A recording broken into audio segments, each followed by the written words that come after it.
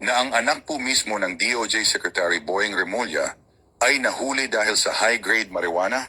Pero teka lang, bakit parang magic? Biglang naabswelto. Oktubre 2022, nasa kote sa Las Piñas si Juanito Jose Remulla matapos tanggapin ang parcel na may laman na halos 900 gramo ng kush, isang uri ng high-grade marijuana na nagkakahalaga ng 1,300,000 piso, arestado sa tulong ng PIDEA at Airport Task Force. Pero pagdating po ng Enero 2023, alam niyo po ba na 3 buwan lang na absuelto na agad ang anak niya? Mapasana all ka na lang talaga?